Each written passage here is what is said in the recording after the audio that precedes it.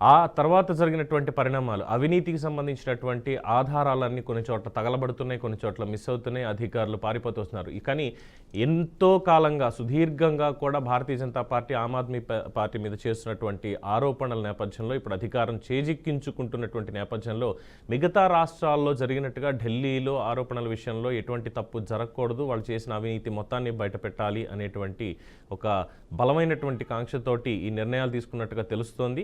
Lieutenant governor ఇచ్చినటువంటి ఆదేశాలతో మరి ఇప్పుడు అక్కడ ఉన్నటువంటి పరిస్థితి ఏ విధంగా మారబోతుంది, అలాగే బీజేపీ చెప్తున్నట్టుగా కాగ్ నివేదికలు ఇవన్నీ కూడా త్వరలోనే ప్రవేశపెడతామని చెప్పి మోడీ కూడా చెప్పారు. మరి ఈ నేపథ్యంలో మరి మిగతా రాజకీయ పక్షాలు ఎటువంటి మాటలు మాట్లాడుతున్నాయి, మొత్తానికి ఢిల్లీ ప్రజలు కోరుకున్నటువంటి మార్పు సబబైన వీటన్నిటి మీద మా అవుట్పుట్ ఎడిటర్ వెంకట్ వారి అభిప్రాయాన్ని అందజేస్తారు. వెంకట్. పవన్, క్లియర్ మ్యాండేట్ వచ్చేసింది. 48 సీట్లతో ఆల్మోస్ట్ బీజేపీ ఢిల్లీలో ప్రభుత్వం ఏర్పాటు చేసేందుకు సిద్ధమైనట్టుగా మనం అనుకోవచ్చు. ఎందుకంటే మనకి ఆల్మోస్ట్ ట్రెండ్స్ విజయాలుగా మారినప్పుడు, అంటే ఫలితాలుగా మారినప్పుడు ఇక ఆల్మోస్ట్ పెద్ద చేంజెస్ ఏమి ఉండవు. 1-2 స్థానాలు మినహాయించి సేమ్ యాజ్ ఇట్ ఈజ్ ఏదైతే ట్రెండ్స్ మొదలైన తర్వాత వచ్చి విజయాలు వచ్చిన తర్వాత ఉండే నెంబర్స్ ఏవైతే ఉంటాయో అవే కొనసాగే అవకాశం ఉంటుంది. కాబట్టి బీజేపీ 48 సీట్లతో విజయం సాధించే అవకాశం స్పష్టంగా కనిపిస్తుంది. ఇప్పటికే కొన్ని విజయాలు బయటకు వచ్చేసాయి. ఆపు కేవలం 22 సీట్లకు మాత్రమే పరిమితం అయిపోయింది. ఈ నేపథ్యంలో ప్రభుత్వ ఏర్పాటు దిశగా కసరత్తు చేస్తున్న పరిస్థితి కనిపిస్తుంది. ఎవరు నెక్స్ట్ ముఖ్యమంత్రి ఎవరు ఢిల్లీ బీజేపీ గెలిచింది. ఆ తర్వాత నెక్స్ట్ సీఎం రేస్లో ఎవరెవరు ఉన్నారు, ఈ అంశాలపైనే పెద్ద ఎత్తున చర్చ కొనసాగుతుంది. పర్వేజ్ వర్మ ఎవరైతే ఉన్నారో కేజ్రీవాల్ని న్యూఢిల్లీలో నుంచి పోటీ చేసినటువంటి కేజ్రీవాల్ని ఓడించారు పర్వేజ్ వర్మ. వారి ఫాదర్ గతంలో ముఖ్యమంత్రి కూడా పనిచేశారు, షాహెద్ సింగ్ వర్మ. సో ఆయన పేరు ప్రముఖంగా వినిపిస్తుంది. తర్వాత మనోజ్ తివారీ కానీ లేదంటేనేమో వీరేంద్ర సచ్దేవ్ బీజేపీ స్టేట్ ప్రెసిడెంట్గా ఉన్నారు, కానీ ఆయన కంటెస్ట్ చేయలేదు. సో మరి వీరేంద్ర గుప్తా అని కొంతమంది ఉన్నారు, మన్సూరి ఉన్నారు. ఇది కొంతమంది ఎవరైతే ఉన్నారో ఒక 4 నుంచి 5 పేర్లు బాగా వినిపిస్తున్నాయి. బట్ వీరిలో పర్వేష్ వర్మ అనే పేరు మాత్రం బాగా బలంగా అనిపిస్తుంది. అఫ్కోర్స్ మీరు చెప్పినట్టుగా లెఫ్టినెంట్ గవర్నర్ ఇప్పటికే కొన్ని ఆదేశాలు జారీ చేశారు. అంటే క్లియర్ మ్యాండేట్ వచ్చేసింది, బీజేపీ ప్రభుత్వం ఏర్పాటు చేయబోతుంది కాబట్టి సచివాలయం సంబంధించి లాక్ వేయాలి. ఎటు పరిస్థితుల్లో ఒక్క ఫైల్ కూడా, చిన్న ఫైల్ కూడా బయటికి పోకూడదు. నివేదికలు కూడా గతంలో వచ్చినట్టు కాగ్ నివేదికలు కూడా అవన్నీ కూడా స్పష్టంగా అందులోనే ఉన్నాయి కాబట్టి అది బయటికి వెళ్ళకూడదు అనే దాని మీద ఆయన కొన్ని ఆదేశాలు ఇవ్వడం జరిగింది. జనరల్గా ప్రభుత్వం మారేటప్పుడు మిగతా విచక్షణ అధికారులు మొత్తం కూడా లెఫ్టినెంట్ గవర్నర్ ఉంటాయి కాబట్టి ఆ నేపథ్యంలో ఆయన కొన్ని ఆదేశాలు కూడా జారీ చేయడం జరిగింది. సో ఒక్క ఫైల్ కూడా బయటికి రాకూడదు అనేది దాని సారాంశంగా మనం భావించవలసి ఉంటుంది. ఎందుకంటే లెఫ్టినెంట్ గవర్నర్కి కేజ్రీవాల్కి మధ్య ఏం జరిగింది, ఎన్ని సంవత్సరాలుగా ఏం జరుగుతుంది అనేది మనం దేశవ్యాప్తంగా చూస్తూ ఉన్నారు. ప్రతిసారి కూడా ప్రతి చిన్న విషయంలో కూడా కేజ్రీవాల్ తీరుని ఆయన తప్పుపట్టడం, at the same time lieutenant governor తీరుని ఈయన తప్పు పెట్టడం, ఈ విధంగా టగ్ ఆఫ్ వార్గా వాళ్ళిద్దరి మధ్య నడిచింది. సో 10 ఏళ్ల తర్వాత గవర్నమెంట్ పడిపోయింది కాబట్టి బీజేపీ ప్రభుత్వం ఫామ్ చేయబోతుంది కాబట్టి లెఫ్టినెంట్ గవర్నర్ ఆ మేరకు కీలక ఆదేశాలు ఇచ్చినట్టుగా మనకి స్పష్టంగా అర్థమవుతుంది. బట్ ఇది నిజంగా ఆమ్ ఆద్మీ పార్టీకి ఇది ఒక పెద్ద షాక్గానే భావించాల్సిన అవసరం ఉంది. ఎందుకంటే హ్యాట్రిక్ కొడతామని చాలా బలంగా ధీమా వ్యక్తం చేశారు, కానీ ఫలితాలు మాత్రం ఢిల్లీ ప్రజలు తీర్పు భిన్నంగా ఇచ్చారు.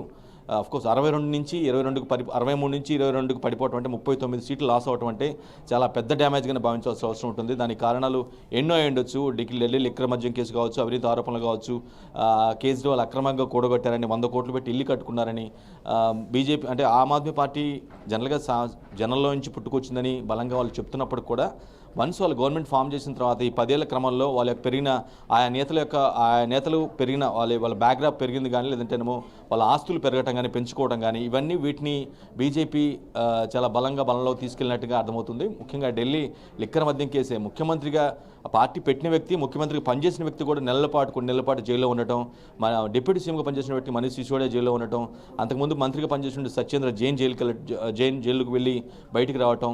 సో ఈ విధంగా చాలామంది మొత్తం లిక్కర్ మద్యం కేసులో జైలుకి వెళ్ళిన 3 కూడా ఘోరంగా ఓడిపోయిన పరిస్థితి కనిపిస్తుంది. కొంత స్వల్ప ఊరట అతిషి మర్లాన్ ఎవరైతే సిట్టింగ్ ముఖ్యమంత్రిగా ఉన్నారో, ప్రజెంట్ ముఖ్యమంత్రిగా ఉన్నారో, ఆమె కల్కాజ్ నుంచి రమేష్ బిధూరిపై స్వల్ప ఓట్ల మెజారిటీతో గెలవడం జరిగింది.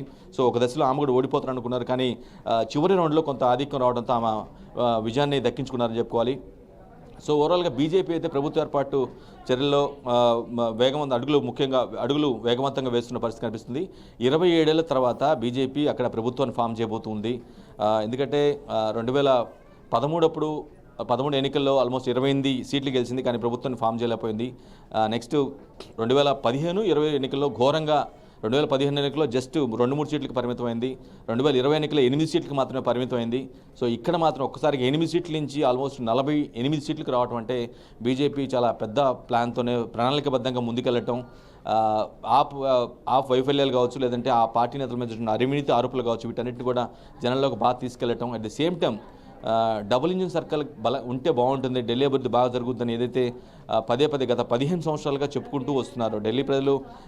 చెప్తున్నప్పుడు కూడా ఆల్మోస్ట్ 15 సంవత్సరాలుగా బీజేపీ లీడర్స్ మొత్తం కూడా దేశ రాజధాని ఢిల్లీ, ఇక్కడ డబుల్ ఇంజిన్ సర్కార్ ఉంటేనే దేశం గ్రోత్ మరింత పెరుగుతుందని బలంగా 15 సంవత్సరాలుగా చెప్తున్నప్పుడు కూడా గత 3 ఎన్నికల్లో అయితే పెద్ద లక్ష్య పెట్టినట్లేరు. బట్ ఈసారి మాత్రం ఒక నిర్ణయం తీసుకున్నట్టుగైతే అర్థమవుతుంది, ఆ తీర్పును బట్టి మనకు అర్థమవుతుంది.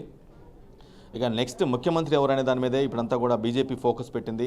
ఎవరికి ఇవ్వాలి, ఎవరు అర్హత ఎవరికి ఉంది, ఏంటి, ఎవరు ఏం చేశారు, ఏ పార్టీ చేశారు, ఎంత పార్టీ కోసం పార్టీ బలోపేతం కోసం ఎంత బాగా పనిచేశారు అని వీటన్ని అంశాలు మొత్తం కూడా బేరీజ్ వేస్తున్నారు. మేబీ ఈరోజు సాయంత్రం కానీ లేదంటే రేపటి లోపల ఖచ్చితంగా ప్రకటన పేరు ఢిల్లీ సీఎం కాబోయే అభ్యర్థి ఎవరు, ఢిల్లీ కాబోయే సీఎం ఎవరు అనే విషయంపై బీజేపీ క్లారిటీ ఇచ్చే అవకాశం అయితే కనిపిస్తుంది.